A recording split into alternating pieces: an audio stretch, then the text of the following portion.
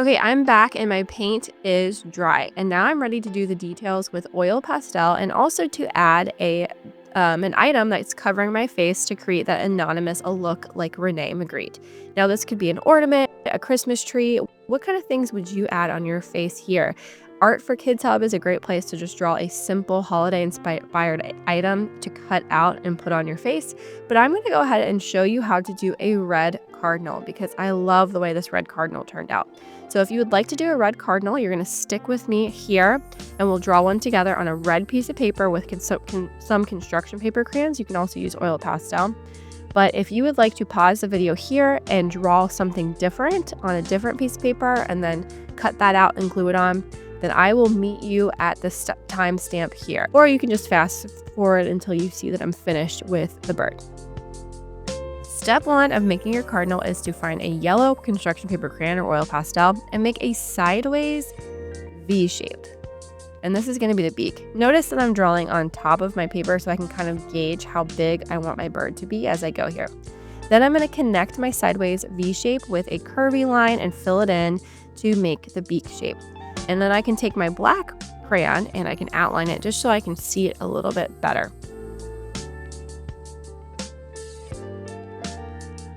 Next, I'm going to draw a curvy line that starts at the top of my beak and then comes down to the bottom of my beak, and then I'm going to fill that in. But before I fill it in, I'm going to put a little white spot for my cardinal's eye.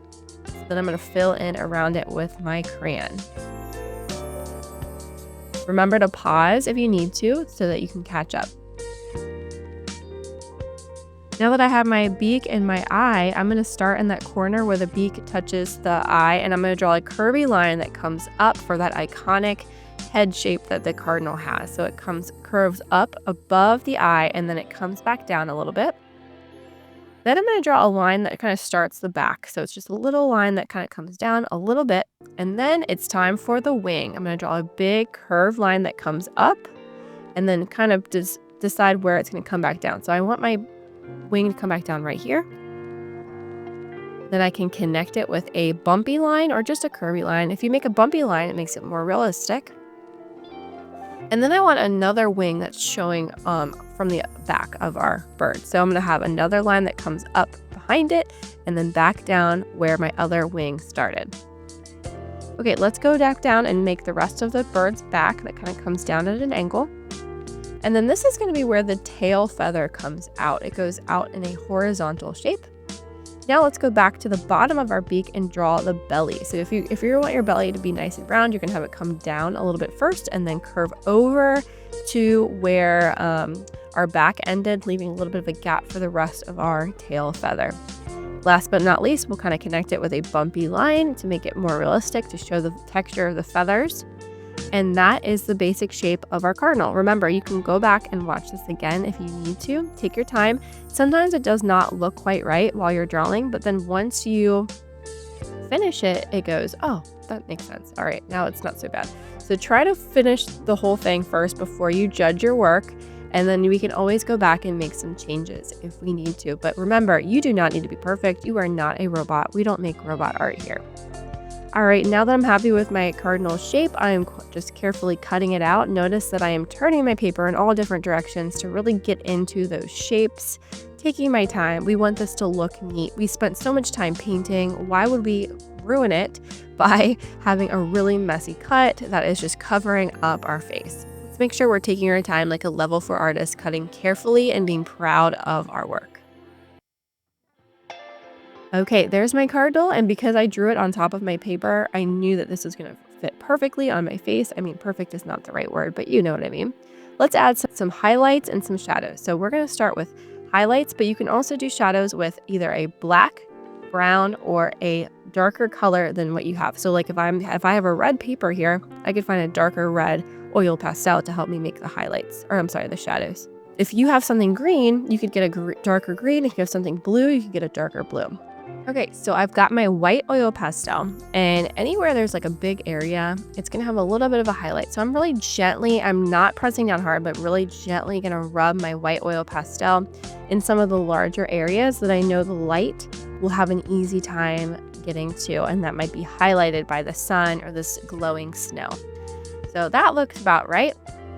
Then on the opposite sides, I'm going to take my darker color, so in this case it's red, and go around the other side a little bit. Remember, I'm just doing this really gently so that I'm not pressing hard. I'm not having these crazy dark lines. They're just really gentle shadows. And then last but not least, I can take either a brown or a black, if I had a black, and I can make it even darker around the edges. Now, whenever you're making something look 3D, if it has form, usually the edges are always going to be darker. So I'm going to go around all of my edges, and then wherever the light is going to have a hard time getting to, like in between the feathers or in between the wings, I could put a lot there as well. So I'm just going to go around the edges. And then, like I said, I added a lot in between the wings because I know the light has a hard time getting in between there. And there is my 3D looking cardinal. I think I'm finished. You could also be fancy and add orange to make a shadow on your beak as well, but I think this is good for mine. So now we can do the same thing on our face. Let's take a darker skin tone. So in my case, I'm just going to use this brown, and I'm going to go around the edges. Just like I said before, anything that is 3D and has form is going to usually be darker around the edges. So I'm going to go around the entire face with my brown, going nice and lightly, and I'm rubbing back and forth to make it look nice and neat. And then I can actually use my finger and blend it. If you blend with your finger, it'll make it look way more realistic to allow that brown to blend into that skin tone that you already have on your painting. I love blending oil pastels on top of paint. It's super fun. So I could do the same thing on my ears, using my finger to blend, going around the whole outside and rubbing it. Take your time to do all of the spots. You can also draw in the inside of your ear. I've got these little shapes inside my ear to show the folds. If you have hair showing, you do the same thing with your hair. You go around the outside of your hair and maybe draw in some lines, and maybe even around where your neck is, you'd have a shadow. Speaking of your neck, underneath your chin, there's always a pretty big shadow there. So I'm going to add a lot of brown in that area and really blend it with my fingers. And then last but not least, wherever my shirt is touching my skin, there's also definitely going to be a shadow there. That's called a contact shadow. So there's definitely going to be some brown where my shirt is touching my neck. That already looks really cool. Check it out. There's my 3D looking skin tone. Okay, now we're going to do the same thing with our hat and our outfit. So if you have a hairband, you can do your hairband, you can do your hair, whatever you have. You're just going to take a darker version of that and then go around the edges. So for my red suit, I'm just going to go around the edges with this darker red oil pastel that I have, and this is going to make the collar really stand out. I've got a shadow that's probably going to be around the edges of my shoulders, definitely around the area that touches the inside shirt. Remember, whenever two things touch each other, they have a contact shadow. So I definitely am going to put a nice little shadow there, and then I can even make it darker with a brown or a black. You're also welcome to use a little bit of brown or black to make it a little bit darker as well. Maybe a little bit around the edge of my shoulders to give me that 3D form we've been talking about. Now let's add a little bit of highlights. This is going to be really gentle. I am barely touching the paper with my oil pastel because I don't want the bright white. I just want a little bit of the white to kind of blend in with the red of my shirt.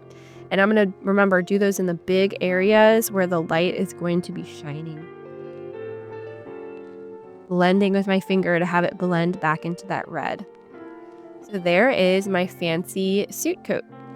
I can also do the inside white of my shirt with a little bit of my black crayon. I'm using a black crayon here just so it's not too crazy because that black oil pastel is very, very dark.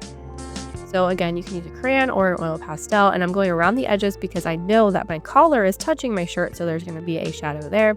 And I know that there's definitely a shadow where the red is touching my shirt, and so on and so forth.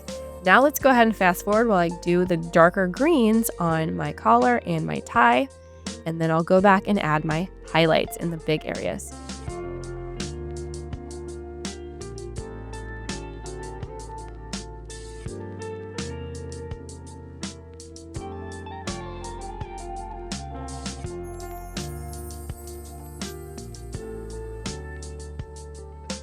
Okay, I think my highlights and my shadows are finished on mine. Here's the one I did last year where you can see I have the scarf, and there's definitely going to be some shadows on the edges of your scarf. And in your hair, you can add some highlights if you can see your hair. Now let's go ahead and put our awesome item on our face. So we're just going to take a glue bottle or a glue stick and say dot dot, not a lot, all the way around the edges. Make sure you have a lot on the edges. You do not want this to come off and get lost. So I'm going to take my glue bottle, go all along the edges, and really, really carefully stick it down. All right, it's stuck down. I flipped it over to give it a massage, and I made sure that my name was on it. And my holiday-inspired Magritte Mysterious Anonymous Portrait is finished. Wow, that turned out so cool. I cannot wait to see what you guys create. I hope you have fun adding your item and your shadows and your highlights. Take pride in your art, guys. It's going to be amazing. I'll see you next time. Love, your cozy art teacher.